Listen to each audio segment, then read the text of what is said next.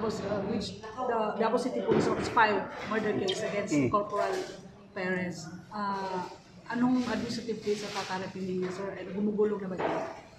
Well, ngayon, nasa restrictive custody supposedly, but he was arrested. So, that's a procedure. On the administrative, we will be filing, or I think we have filed just right now, a grave misconduct born out of that murder. So, tingnan natin, we cannot give you more details on that. Kasi, just recently, they inquested naman siya eh. He is under custody. Obvious naman na yung mga ebidensya dun. What more? I think there's confession already.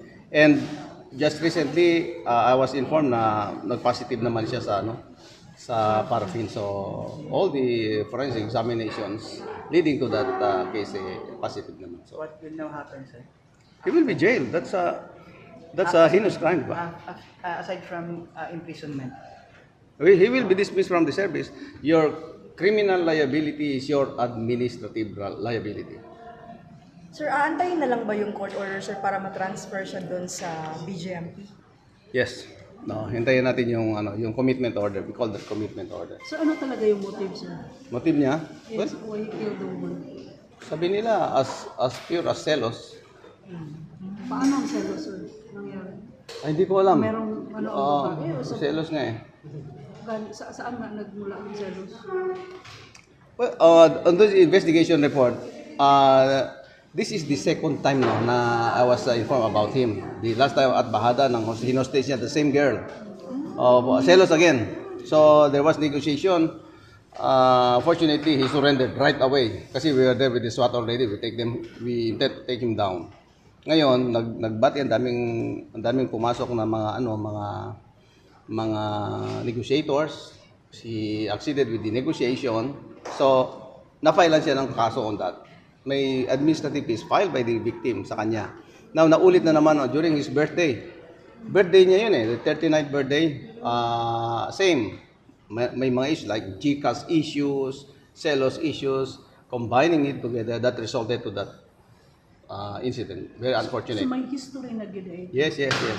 I would like to take this opportunity na that's very unfortunate kasi it belongs to the police force, di ba? So, though we don't condone those kind of demeanors of our men, but these are isolated cases. I always say isolated cases. We cannot control the mind of these people.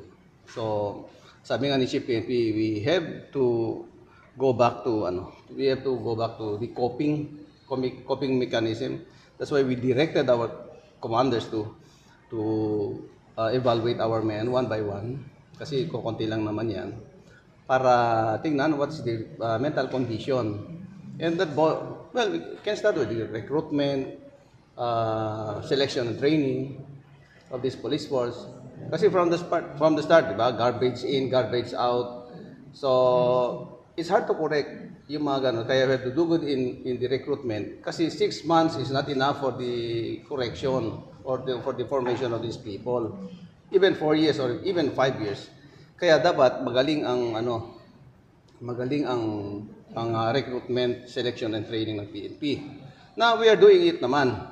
Ngayon, borrowing the word of the Chief PNP, sabi niya, if no one is accountable, everyone is irresponsible, she said. So I agree with that. So sino ang complainant ng kaso? We are complainant. The state. That's the heinous crime. It's the state. So ang Kami family, na. sir, ano ang communication? Well,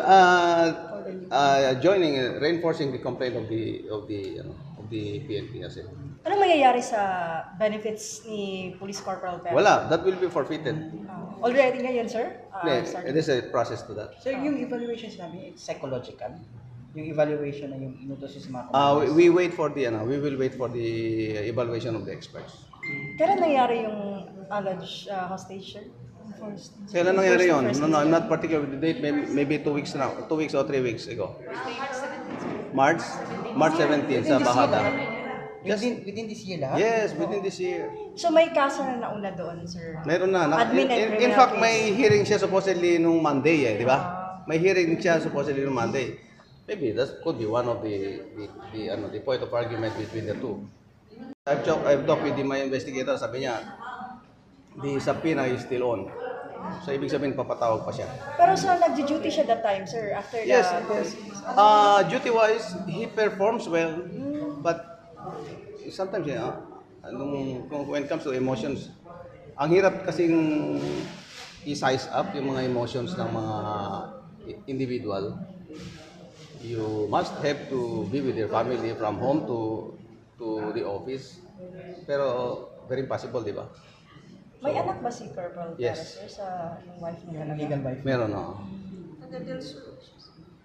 Yes, yes, Digos. So, even the family, members of the family are being dragged na sila dito. So, we try to separate the issue from the family, but it's not possible. It's always may involved talaga yung members of the family. Hindi siya lasing, sir, no? During that time. Yung commission. Hindi ako makapag-comment yan. Birthday niya nun eh. Tapos nag-drug test ka sa kanya, sir, wala? Ang nag-drug test, parang hindi naman. Parang hindi siya under the influence of So, drugs. negative. Yes. Okay, next question. Any warnings sa personnel na natin?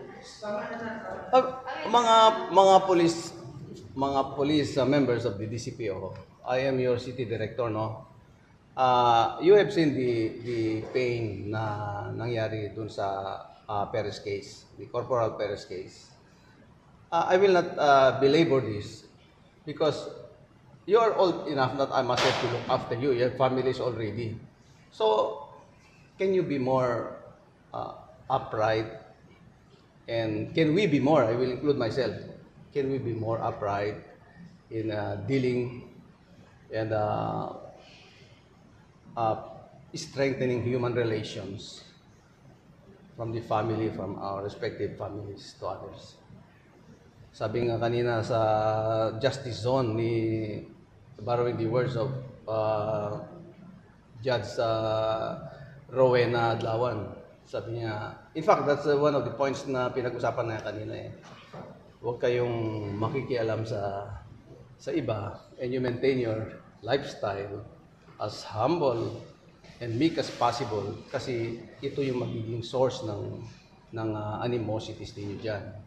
So, very motherly kanina na giving the pieces of advice to the police force kasi may tinawag ko lahat yung mga hepe ko hepe and the investigators para makinig sa judges. And well, the good judge herself very motherly giving pieces of advice. Sayang ang career niya. Very sayang talaga yung career. It would have been a bright career. Magaling naman siya. But with that kind of situation, nothing left. He will rot in jail. Sir, dito sa DCPO, may ilan mga pulis ba na they're facing WCPD cases? Like, sa families? There are some. I cannot tell you the exact numbers now. There are some. Not only in DCPO, maybe in Region 11, mga pogi factor, Under, ano na pogi yan, sir? problem. Under trial na yan sa ES, sir. Yes, under trial. Even third level officers, they are involved. Sana hindi ako ma-involve. So, gano'n ka importante maging loyal ng pulis sa asawa? Siyempre, dapat loyal tayo, di ba? You agree?